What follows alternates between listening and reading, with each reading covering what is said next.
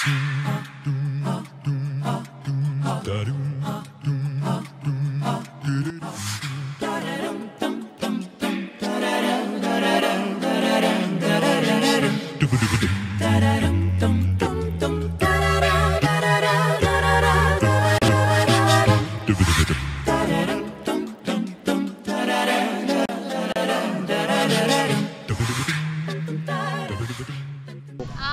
me, ebook. Because ebook is interesting for me. Hindi siya boring. For me, mas preferred ko yan books gyapon.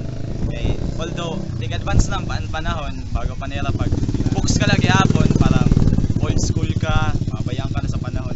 Tatawag pa nga ni kabaduy, pero para sa akin mas mopay gyapon na books kay books ang mga nagsusulat sa itong mga di kalibre na gud yung mga writers itong mga hungod gud yung mga listo iyan na sa ebook pwede siya magsulat bisang kita pwede gid makasulat kung sino nga mga flip nga mga tao pwede siya magsulat ang butangan nila mga kung ano nga mga mag-route nga content pwede ito.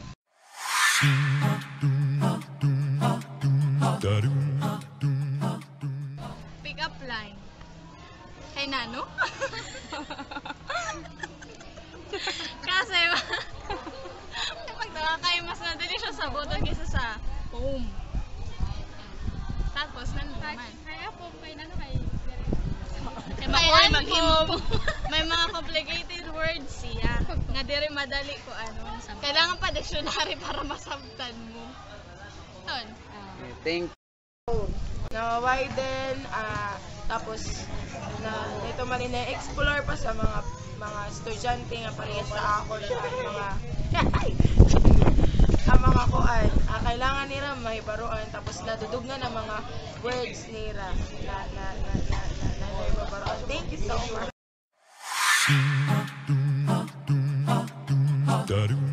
Okay, thank you for that wonderful question. For me, literature is something that never happened before, but according to our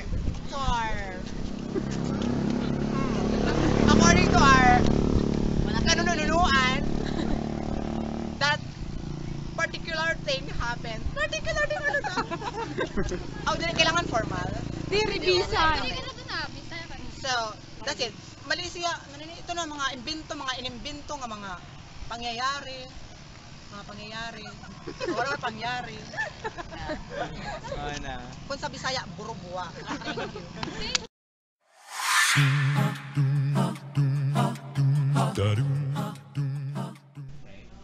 So with the study in the cyber age, we are talking about computers, we're talking about gadgets, and we seem to forget the human aspect of life. So with literature, we get to have a good definition of how is it to live a life being human beings. Diri ila about gadgets and imubi kukuha. So yeah, using the definition of literature, literature is about life. With literature, with the lessons that you will get from studying literature, you will learn how to become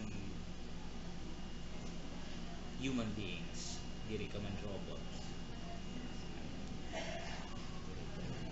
So makaka-feel ka love. Nan siguro with the cyber age ba, ang love yan na is diri na face to, pwede ka na mag-engage bisan diri face to face, pwede na lang through internet, pwede ka na mag-asawa through internet. So parang an human touch and pag relationship parang sa cyber age parang wala feeling. Pero sa literature siguro bisan kung umabot ang panahon nga diri na uso ang libro o diri na uso ang love nga ginsusugad niyo nga face-to-face relationship, puro sila cyber relationship, siguro may babaroan niyo kung how is it to be in love with the help of literature, with the help of the literary materials that you will find in our books, in literature books. Thank you, sir.